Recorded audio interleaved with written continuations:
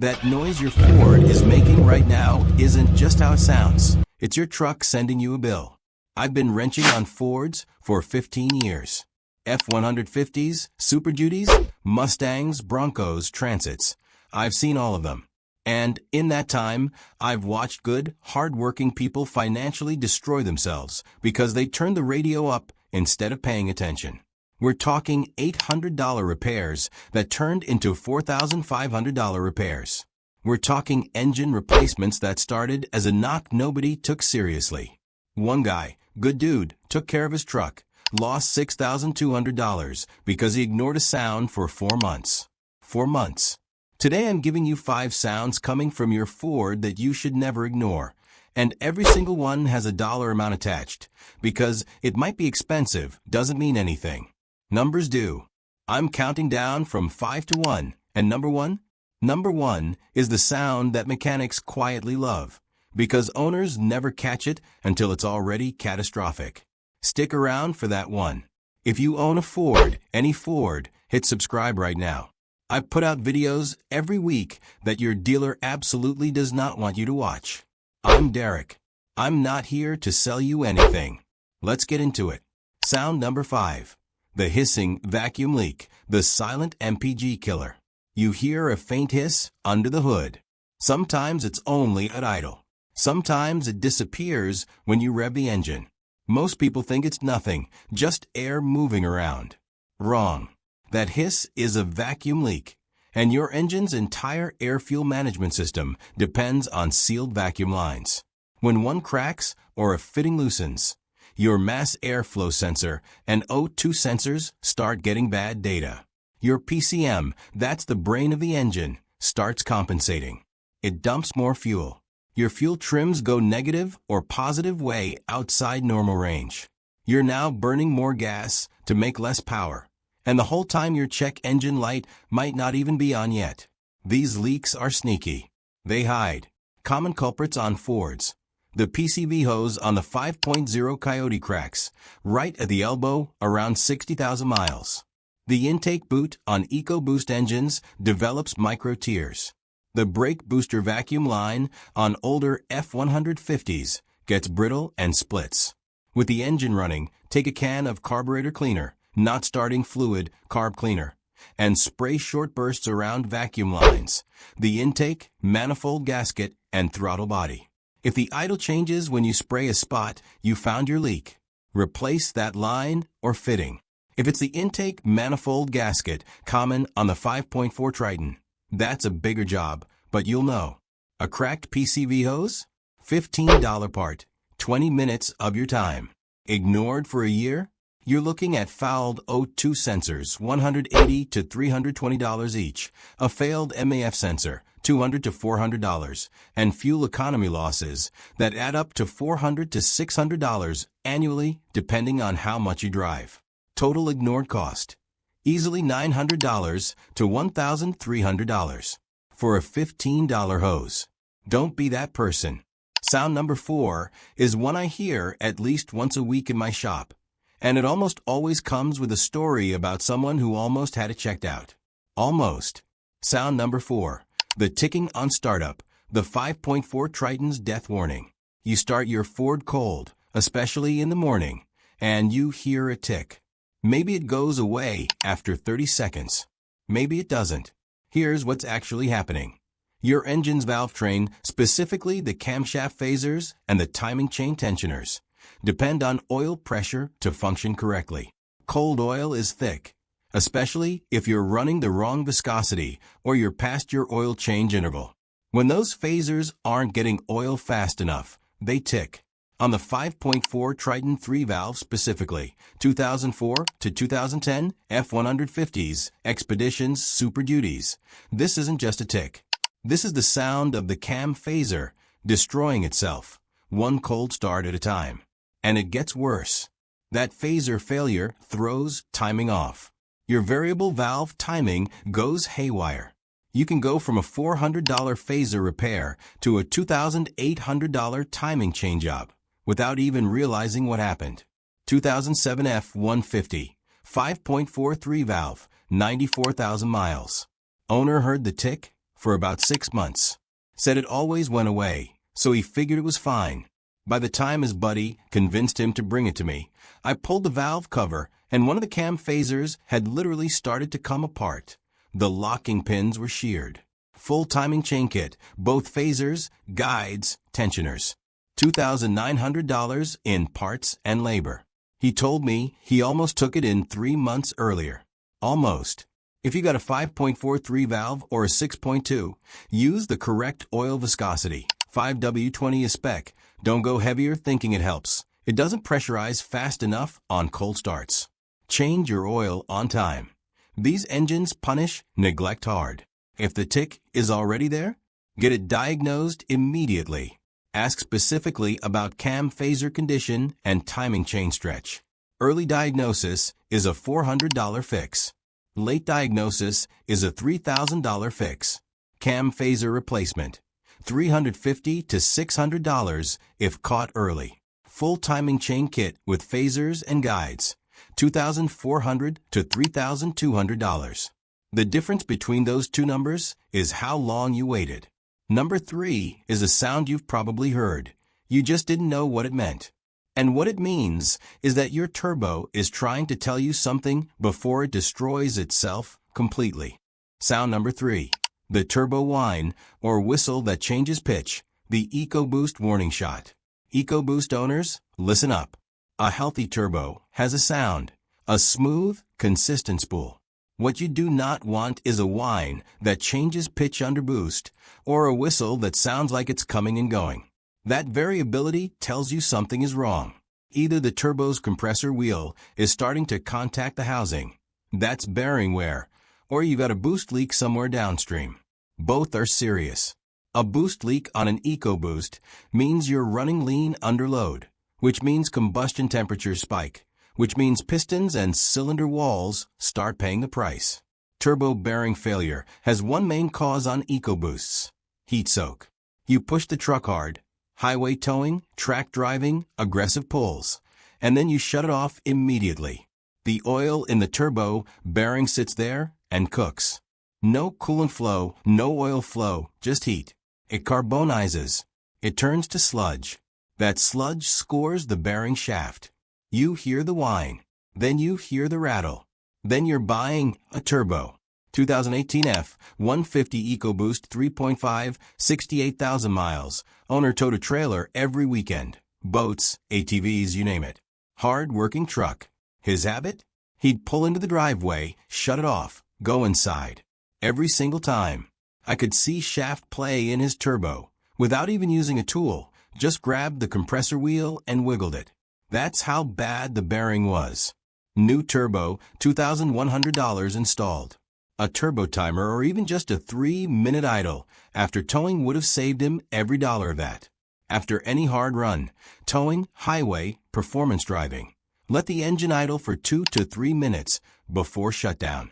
This lets the turbo cool with oil and coolant still flowing. If you already hear the variable whine, get a boost leak test done first. That's a $50 shop job. If it's bearing noise, you need a turbo.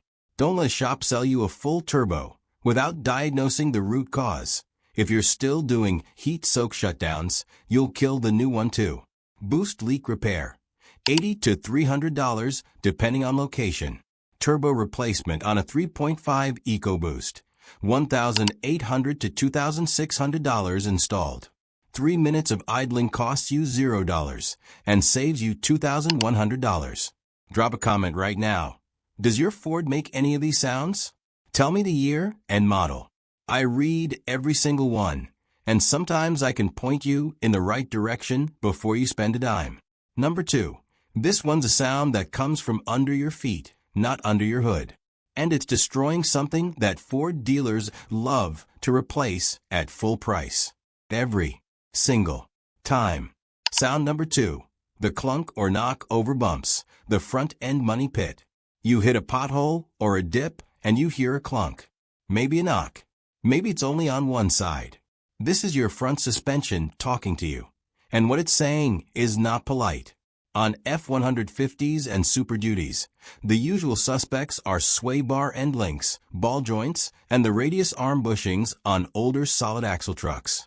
On the independent front suspension trucks, which is most modern F150s, worn lower ball joints are the big one. Here's why that matters beyond just noise. A failed lower ball joint doesn't just rattle. It separates. When it separates at speed, your wheel tucks under the truck. You've lost control. This isn't a comfort issue. This is a safety issue. Beyond ball joints, upper strut mounts on F150s wear out and create a hollow knock over bumps. Worn sway bar links give you a clunk specifically on slow, sharp turns or dipping one wheel at a time. These are cheap fixes. But owners ignore the clunk, the parts wear further, and the worn parts start accelerating where on adjacent components. A $120 sway bar link ignored long enough starts hammering the sway bar bushing $80, which starts stressing the subframe mount $400. It cascades. 2015 F-150 Super Crew 4x4, 112,000 miles. Owner said it had a front-end clunk for a while. Came in because the vibration was now also there on the highway.